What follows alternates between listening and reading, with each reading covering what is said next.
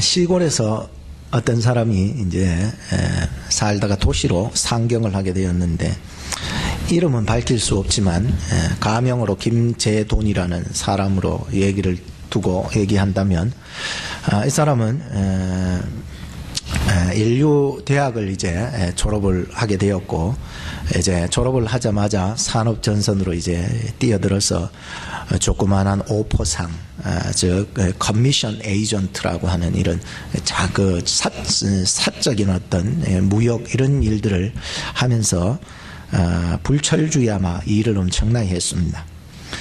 밑으로 직원들도 몇 사람 두면서요, 일을 이제 같이 했는데, 목표는 이제 앞으로 철탑 산업 훈장을 받는 게 목표였어요. 그래서 10년 동안 계획을 세워가지고 엄청나게 일한 결과로 수출이 엄청나게 되고 막 그래가지고 드디어 훈장을 타게 되었답니다.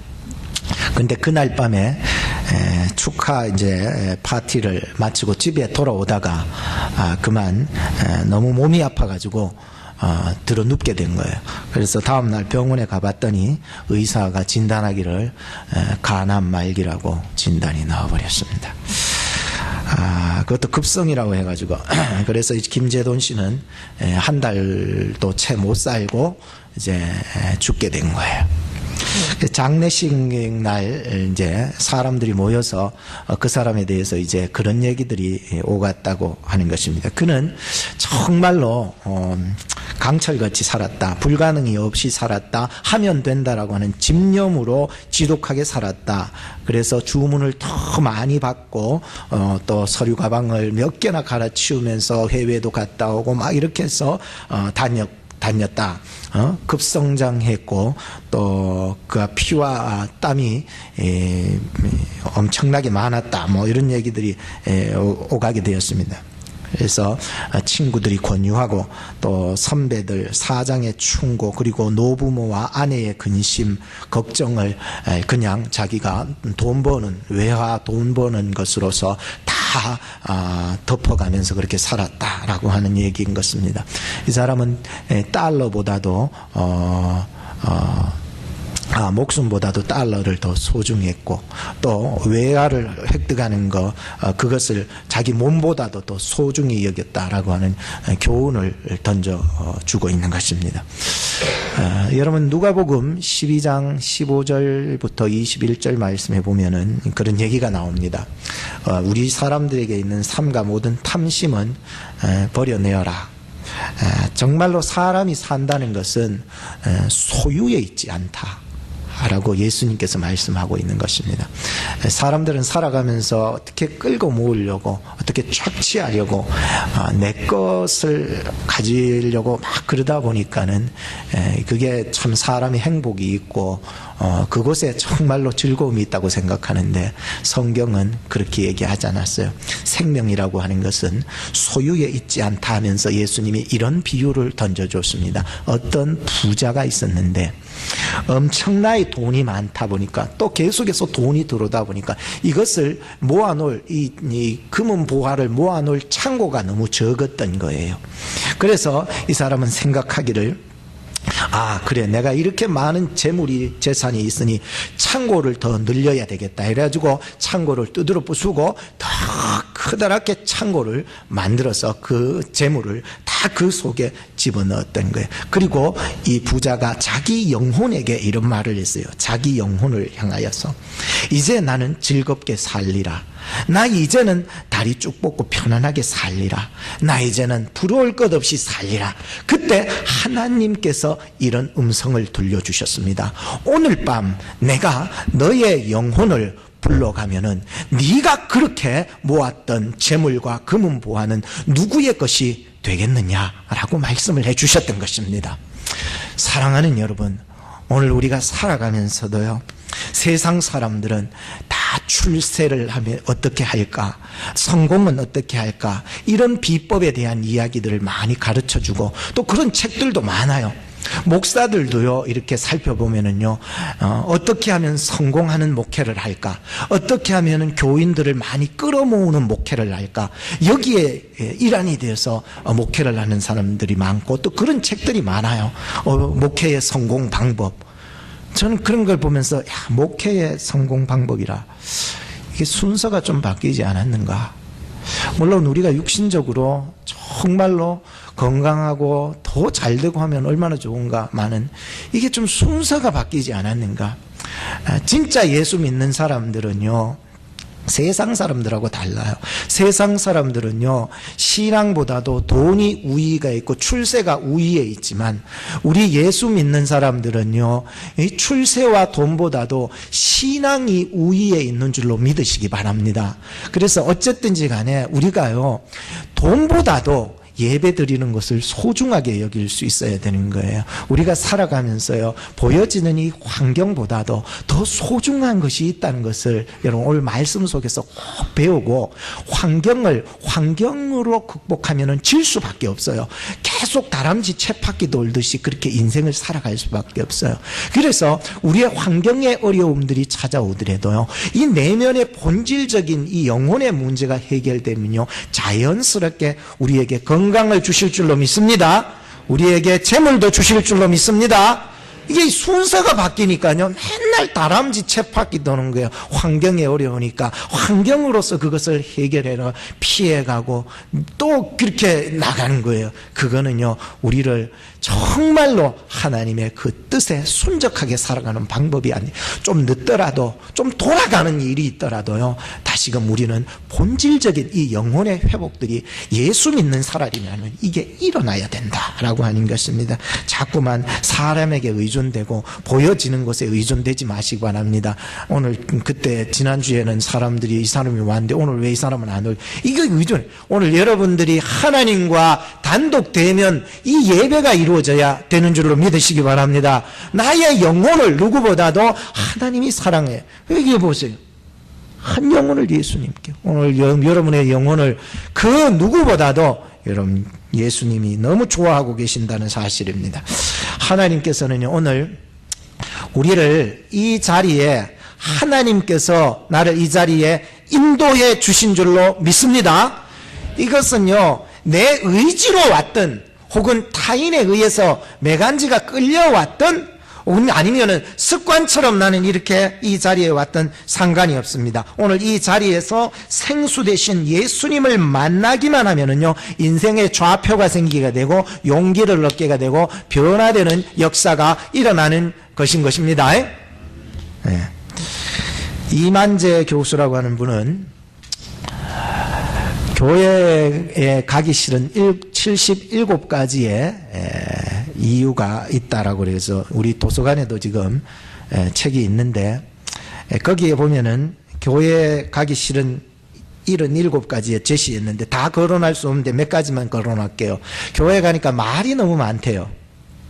그래서 교회 가기 싫고, 교회에 가서 상처받았대요. 그래서 교회 가기 싫고, 교회는 꼭 미신을 믿는 것 같아서 교회 가기 싫고, 교회 가니까 자꾸 건축 헌금에 대한 얘기들이 나와서 교회 가기 싫고, 또 교회에 이래 보니까 막 십자가들이 막 교회들이 막 너무너무 많아서 난 교회 가기 싫고, 모임에 자꾸 너무 강요하니까 교회 가기 싫고, 재미가 없어 교회 가니까. 그래서 교회 가기 싫고, 교회 가니까 막 고리탑탑해서 교회 가기 싫고, 이중인격자들이 있어서 나 교회 가기 싫고, 헌금 따라서 사람을 대우하니까는 그게 교회 가기 싫고, 이 찬양이 나는 음치인데 찬양을 부르는 거, 나 그 찬양이 듣기 싫어가 교회 가기 싫고, 신분의 차별이 심해가 교회 가기 싫고, 교회에 쓸만한 처녀가 없고 교회에 쓸만한 총각이 없어서 나는 교회 가기 싫고, 교회 가면은 연애하는 데에 제약을 받기 때문에 난 교회 가기 싫다. 여러분 어떤 측면에 속합니까? 그래서 교회를 떠납니다. 교회를 떠나가며 살면서 세월 속에서, 세상 속에서 막 방황하면서 삽니다. 그러다 보니까는 우리 신앙인들이 교회를 떠나는 모습들을 보면서 어떻게 돼요? 신앙인 그리스도인의 그 본질이 점점점 상실되어져 가는 거예요. 그러다 보니까 시간이 나중에 지나고, 나이는 먹었고, 병은 찾아왔고, 막 이러다 보니까는 이제 드디어 나는 교회 한번 이제 나이도 들었고 병도 들었으니까 교회 한번 나가봐야 되겠다 생각은 있는데 몸이 안 따르는 거예요. 마음은 내가 교회를 가고 싶은데 몸이 못 가는 거예요. 저희 장인어른 얘기를 잠깐 하도록 하겠습니다. 저희 장인어른이 젊을 때에 집사님이셨어요. 그래서 저희 아내와 우리 자녀들을 막 데리고 막 교회 억지로 끌고 나가가지고요, 막 기도도 받게 하고요, 막 부흥회하면 그렇게 열심을 다했던 우리 장인어른이었어요. 그런데 어느 날 세상에 빠져서 신앙이고 뭐고 다 잃어버린 것이었습니다. 그리고는 나중에 장모님이 질병으로 암이 들어서 돌아가셨잖아요. 그리고서도 교회를 안 나가셨어요. 그리고 나서 나중에 장인어른마저도 암이 걸려버린 거예요. 그제서야 어떻게 자기 힘으로 이 일을 벗어날 수 없었기에 그제서야 하나님을 찾기 시작한 거예요. 근데 어느 교회를 가야 될지를 모르는 거예요. 병원에서 그 교회에, 병원에도 교회 있거든요. 병원에도 교회 이제 그 교회를 가서 눈물을 흘리면서 기도를 한 거예요. 저희 아내가 아버지 장인어른한테 물었어요. 아버지 왜 더 건강할 때 교회 나가시지 왜 그랬냐고. 그러니까 장인어른이 하시는 얘기가 교회 가고 싶은 마음은 있었대요. 그런데 자기 친구들이 와서 교회 가지, 어이 정사장 교회 가지, 그런 얘기만 했지 자기를 정말로 확 휘어잡아서 교회까지 끌고만 가준다면 내가 못 이긴 척하고 그냥 따라가서 교회 나가려고 했다는 거예요. 마음은 있었고 생각은 있었는데 누군가가 자기를 확 잡고 교회 가자고 막 끄잡아주는 사람이 없었다는, 그냥 친구들도요, 교회 가지 정사장 이런 얘기만 했다는 거예요. 오늘 우리도요, 살아가면서도요, 마음은 있는데 몸이 가지 못할 때가 있지 않겠습니까? 그래서 어쨌든지 여러분이나 저나 내 의지로 왔든 코가 끼어가 왔든 병이 들어왔든 오늘 이 예배에 어떻게 그 무슨 계기로든지 내가 여기 어떤 계기로 그냥 정말로 여자 만나러 왔든 남자 만나러 왔든 어떤 계기로 왔든지 간에 오늘 하나님 앞에 예배할 수 있도록 이끌어 주신 분은 하나님이심을 믿으시기 바랍니다. 근데 이미 왔다면, 어쨌든지 꼭 깨워 왔다면 예수님을 만나야 되지 않겠냐는 거예요. 그냥 왔다가 그냥 돌아가지 말고, 우리가 금상첨화라는 말이 있잖아요. 우리가 정말 여기까지 온 것은 좋은데 예수 못 만나고 가면 얼마나 억울하냐는 거예요.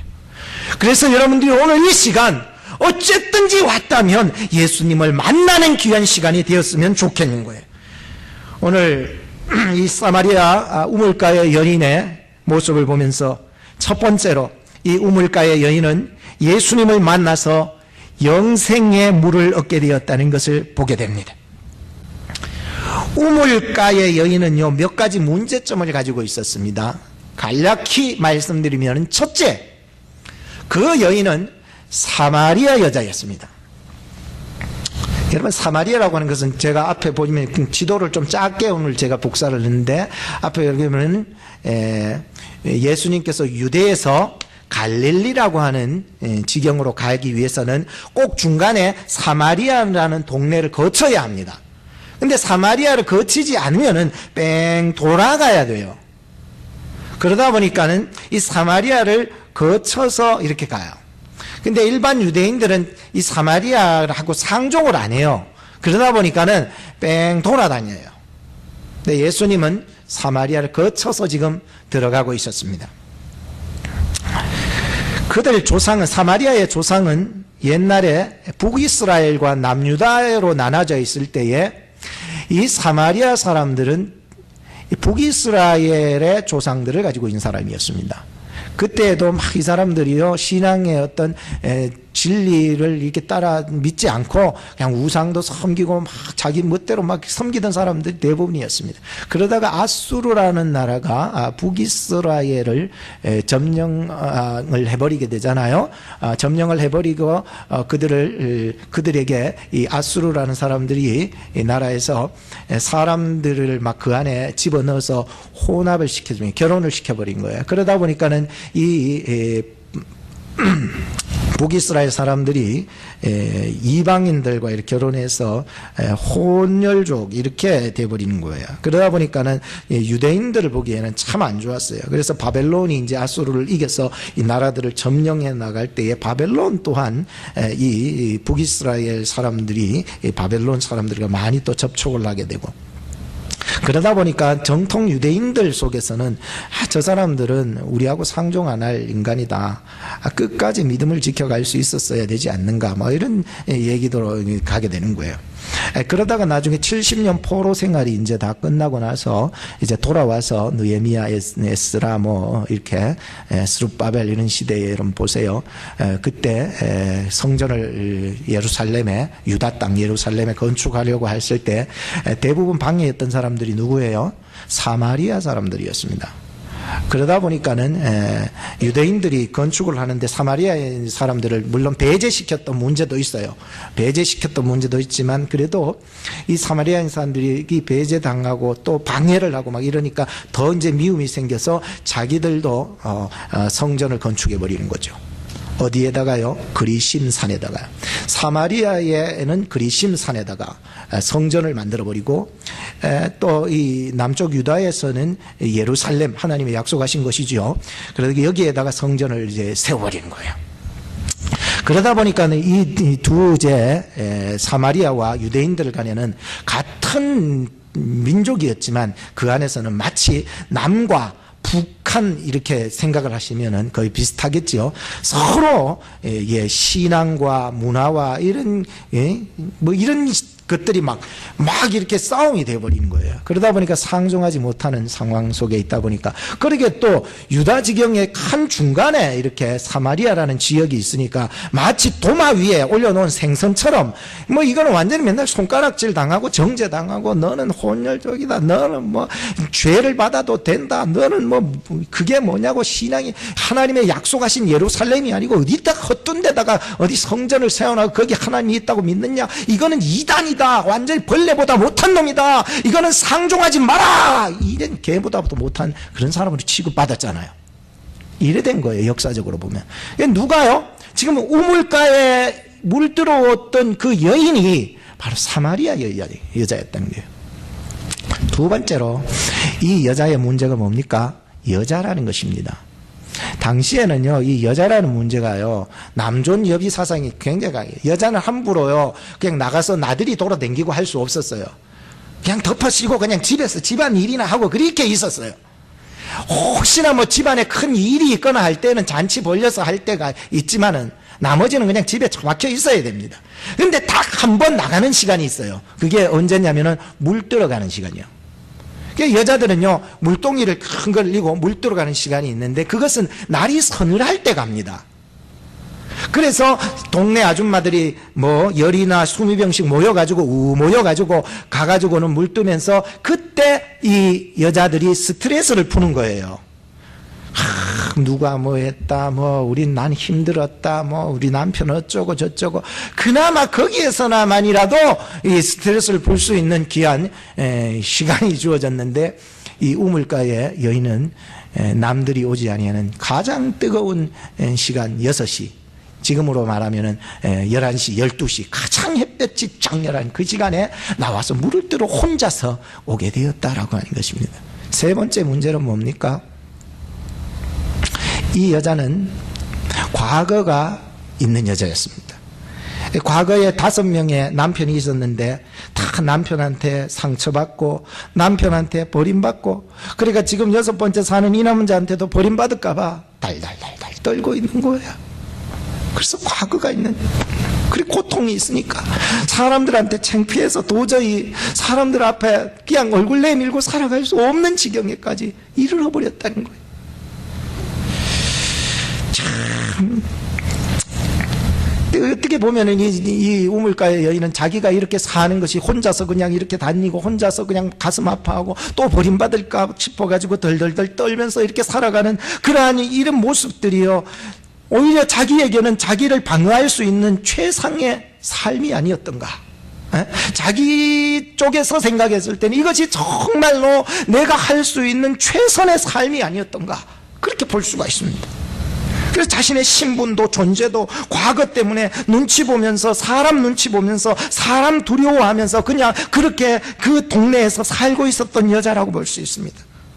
그런데요, 세상 사람들은 다 이해해 줄 수 없어도 우리 예수님께서는요, 아무리 큰 문제를 가지고 있는 사람도 그 예수님 안에는 인생의 해답을 가지고 있다는 사실을 발견하게 됩니다. 그래서 이 우물가의 여인은 어쩔 수 없이 자기는 환경으로부터 이렇게 주어져서 그냥 이렇게 살고 있었지만은 본질적인 문제에서는 해결받지 못하고 살았던 여인이었습니다. 그런데 예수님을 만나게 된 거예요. 그 대낮에 예수님을 만나게 된 거예요. 그래서 예수님과 몇 마디 나누는 과정에서 어떤 일이 일어나게 됩니까? 전에는 부끄럽게 여겼던 모든 환경의 문제들로부터 이 환경을 이겨낼 수 있는 용기가 이 속에서부터 막 솟구쳐 나오기 시작한 거예요. 이것이 나에게서부터 일어난 것이 아니라, 환경의 변화에서 일어난 것이 아니라, 예수님과 몇 마디 얘기를 나누니까 이 속에서부터, 내 속에서부터 막 나를, 이 환경을 이겨낼 수 있는 용기를 얻을 수 있었다는 거죠. 그래서 그녀의 마음속에 솟아나는 샘물이 막 넘쳐나니까요, 이게 이겨낼 수 있는 용기가, 힘이 막 솟구쳐나기 시작했다는 것입니다. 이제는 더 이상 딴 사람 눈치 볼 수 없어요. 딴 사람 눈치 보지만, 여러분 교회에 나올 때 딴 사람 눈치 보지 말고 교회에 나오시기를 바랍니다. 딴 사람 눈치 보면 안 돼요. 우리가 하나님 앞에 나와서 예배하는 것이 딴 사람 눈치 볼 일이 아니에요. 그래서 이 여자는 이제 앞으로 물들어 나올 때에 눈치 보지 않아요. 사람들에게는 정죄의 대상이지만 예수님에게는 회복의 대상이고, 사람들에게는 창피의 대상이지만 이 여자가, 그러나 예수님에게는 생명, 한 영혼의 대상이었다는 때문에. 사랑하는 여러분, 우리가 예수님을 만나고 알고 바라보게 된다면, 예수님과 정말로 얘기를 나눠보게 된다면, 그분을 정말 알아가게 된다면, 그분을 정말로 내 인격 속에 그분을 만나게 된다면, 우리는 영원히 목마르지 않게 되고 나의 눈치를 보지 않는, 주님 때문에 온전하게 세워지는 그리스도인이 될 줄로 믿습니다. 두 번째로는 20절에서 24절인데, 우물가의 여인은 예수님을 만나서 하나님이 찾으시는 참된 예배자로 회복이 되게 됩니다. 오늘 우리가요, 이 우물가의 여인이요, 이 영생하시는 그 예수 그리스도를 메시아로, 그리스도로 받아들이기 위해서 가장 핵심적으로 치료받았고 회복되어야 될 것은 예배의 회복이었다는 거예요. 오늘 우리의 인생의 문제는요, 무엇의 문제입니까? 삶에 뭐 돈이 없다, 뭐 학교에 문제가 있다, 또 저 사람 때문이다, 혹은 뭐 외적인 형편이나 환경을 보고 탓할 수 있지만, 솔직히 말하면 우리의 인생의 문제는 그런 것이라기보다도 예배의 회복을 일으켜야 우리의 중심축이 생기는 것입니다. 오늘 예수님께서는 이 여인의 가장 근본적인 문제를 예배 회복에서 찾아주셨습니다. 하나님이 찾으시는 영적인 예배자로 회복이 되어져야 되는 것입니다. 여러분 살아가면서 아무리 다른 거 뭐 잘한들 뭐합니까? 예배자가 예배가 회복되지 못하면 삶에 재미가 없더라고요. 오늘 여러분은 예배의 갈급함, 예배의 그 절신함으로 이 자리에 앉아 있으십니까? 하나님의 백성은요, 새벽에 일어나도 하나님 앞에 먼저 엎드릴 줄 아는 거예요. 예배하는 거예요. 어디를 가든지요, 예배 중심적인 신앙생활을 살아갑디다. 아브라함도요, 그의 인생을 보세요. 늘 예배 중심이에요. 자기가 지경을 옮길 때마다 하나님 앞에 제단 쌓아서 예배 드려요. 나중에 예배의 극치가 무엇이었습니까? 자기 아들을 예배 드려버렸습니다. 욥은 어떻습니까? 욥도요, 시시때 때마다 자녀들을 위해서 예배 드리고요, 하나님 앞에 제단 쌓는 일을 기쁘게 여기는 거예요. 여러분, 예배하는 것이 여러분들에게 일이 아니라 여러분들에게 즐거움이 되기를 바랍니다. 이 예배 오라니까는 막 힘들어하고 막 그러면 안 돼요. 이제 예배는요, 예수 그리스도 안에서 기쁨이 되고 즐거움이 되어 가야 되지 않겠습니까? 죽었던 예배가 살아나야 됩니다. 내 마음속에 예배가 회복이 되어야 됩니다. 내가 예배를 정말로 하나님이 기뻐하시는 예배자로 서 있는가? 내가 정말로 나의 삶의 전부를 드리며 내 인생의 전부를 하나님께 드려지고 있는가? 그냥 일주일이 형식적으로만 드려지는 예배가 아닌가? 나를 좀 돌아보면서 내가 정말로 하나님이 기뻐하시는 영적 예배자로 서기를 간절히 갈망하는 마음이 있을 때에 우리의 인생의 모든 환경의 문제, 사람의 문제, 모든 고민하던 우리 영적인 문제, 모든 것들이 회복이 되지 않겠냐는 것입니다. 하나님께서 원하시는 예배자의 예배는 어떤 예배라고 했습니까? 23절과 24절이 중요하기 때문에 제가 성경을 한번 읽어드리겠습니다. 23절과 24절을 보십시오. 이것이 오늘 우리가 예수 그리스도 안에서 회복되어지기 위한 아주 핵심적인 부분입니다. 아버지께 참으로 예배하는 자들은 신령과 진정으로 예배할 때가 오나니 곧 이때라. 아버지께서 이렇게 자기에게 예배하는 자들을 찾으시느니라 라고 말씀했습니다. 그리고 24절에 보니까 하나님은 영이시니 예배하는 자가 신령과 진정으로 예배할지니라 라고 말씀했습니다. 우리는 너무나도 잘 아는 말씀이지만 그 의미들을 한번 생각해 보신다면 오늘 이 말씀의 의미가 여러분들 마음속에 정말로 새로운 예배의 회복자, 살아있는 예배의 회복자로 거듭나게 되실 것입니다. 한번 들어보시기 바랍니다. 여기서 신령이라는 말은 퓨누마, 성령 혹은 영이라는 의미를 가지고 있습니다. 이 말은 육신의 본성이 죽어지는 것, 위선과 가식이 죽어지는 것, 마음에도 없는 형식적인 예배가 죽어지는 것, 이런 것들이 아니라 이제는 성령의 지배를 받아서 생각과 마음을 온전히 그리스도에게 집중되게 하여 드리는 예배를 영적 예배, 신령으로 드리는 예배다, 이렇게 정리합니다. 그리고 진정이라고 하는 말은 알레데이아라는 말을 쓰는데 진리라는 말이에요. 진리. 진정보다는 사실 그 뜻이 진리가 더 우리말에서는 더 맞아떨어지는 거예요. 이 말은 뭐냐? 진정으로라고 하는 말은, 진리라고 하는 것은 내 방법과 자기 생각과 자기의 규칙과 자기의 뜻을 내려놓은 상태를 말합니다. 이는 곧 진리를 따르는 상태, 하나님의 방법을 따르는 상태, 하나님의 뜻대로 나가는 상태. 그래서 하나님의 방법과 하나님의 뜻대로, 하나님의 생각대로, 그 진리대로 드려지는 예배, 이렇게 어원을 정리해 볼 수가 있습니다. 계속해서 들어야 합니다. 유대인들 예배가 예수님께서 옳다고 인정하시지는 않았습니다. 왜냐하면 여러분, 성경에 며칠 전에만 해도 유대의 그 예루살렘, 유대입니다. 유대의 예루살렘 성전에 들어가서 어떤 일을 했죠? 완전히 거기에 상을 뒤엎어버리고 물건 파는 사람들을 막 쫓아내버리고 막 채찍질을 하면서 이게 뭐냐고 엎어버리게 되었습니다. 왜냐하면은 유대인들의 예배는 위선과 가식과 마음에도 없는 형식만 남아서 강도의 구려를 만들고 교회를 이용해서 돈벌이하는 그들에게 예수님께서 원하시는 마음은 이 성전은, 이 집은 만민이 기도해야 되는 집이 되기를 원하셨던 것이었습니다. 그럼에도 불구하고 그들에게는 형식만 있었지 신령이 전혀 없었습니다. 그들에게는 형식만 있었지 위선만 있었지 돈벌이만 있었지 이 성전에는 진리도 없었던 것이었습니다. 그러니까 유대인들이 예배드리는 그 예루살렘 성전 안에도 신령이 없었고 진정이 없었다는 거예요. 그렇다고 사마리아인들이 드리는 예배는 말할 것도 없습니다, 여러분. 그 자체가 벌써 하나님이 약속하시지 아니한 그리신이라고 하는 곳에다가 성전을 세워놓고 자기 식대로 그냥 예배드리고 자기 방법대로 예배드리고 거기서 메시아를 기다리고 있었다라고 하는 거예요. 이 말도 안 되는 일을 지금 일어나고 있는 거예요.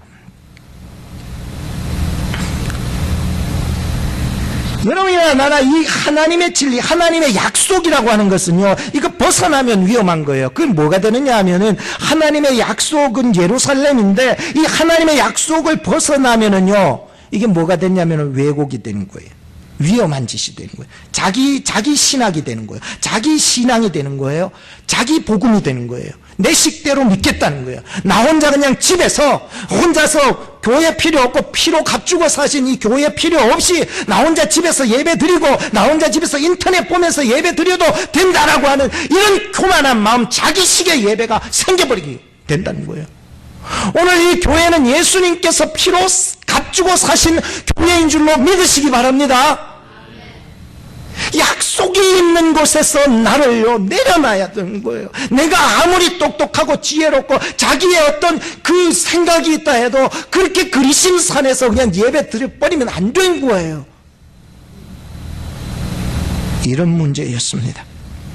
그러므로 그들에게는 신령과 진정이라는 말이 유대인들 예루살렘에도 없었고 사마리아 그리심에도 일어나지 않았던 것이었습니다. 그러므로 신령과 진정으로 예배하는 자는 하나님의 약속을 따라오셨고 나를 위해서 십자가에 못 박히사 부활하신 예수 그리스도에게 관심, 초점, 집중이 되어져야 된다는 것이에요. 오늘도 우리가 유대인의 예배를 드리는 사마리아적 예배를 드리던 오늘 어쨌든지 간에 그것은 위선이고 신령이 없고 진리가 없어요. 약속이 없어요. 그런데 우리가 집중해야 되는 것은 하나님의 약속을 따라 오신 흠없으신 어린 양 예수 그리스도에게 집중이 되고 초점을 맞추어서 예배 드리게 되어야 된다는 거예요.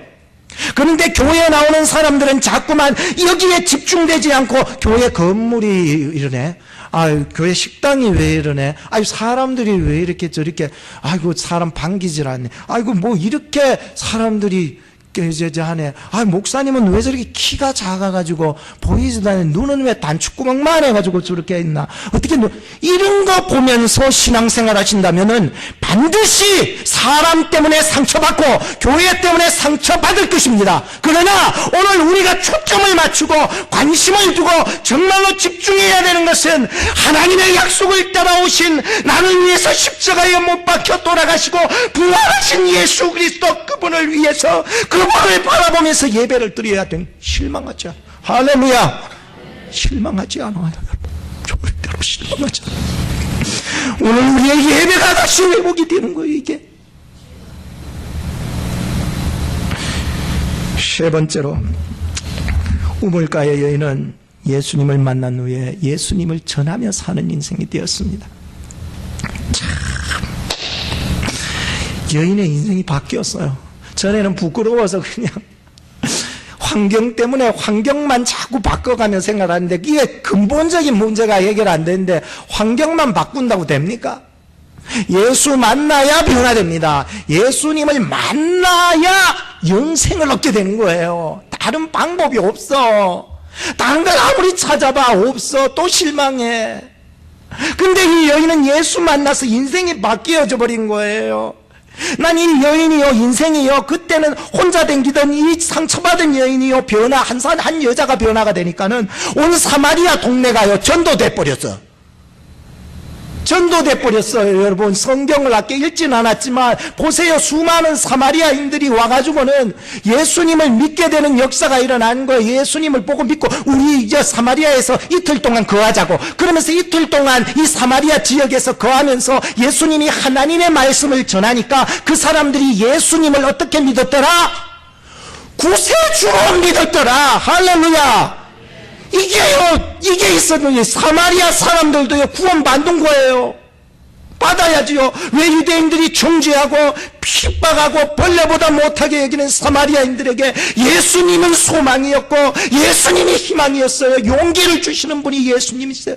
나의 이 환경의 어려움들을 극복해서 생수 같은 것이 내 속에서 넘쳐나니까 세상에 나가서 외치는 거예요. 내가 예수를 만났다. 전에 빌립이 전도했던 거하고 똑같이 길지 않아요. 전도에는 복잡하지 않아요. 방법 필요 없어요. 와보라 했어요. come and see 했어요. 근데 우리가 잘못 듣고는 그냥 컴만 하면 안 돼. 그걸 와서 보기만. 그러니까 뭐 어떻게 교회 다니더라도 와서 보기만 하면 안 돼.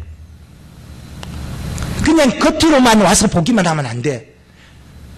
오늘 이 예배 속에서 정말로 우리가 겉으로만 볼 것이 아니라 이 예배 가운데 살아계신 주님을 바라봐야 되는 줄 믿습니다.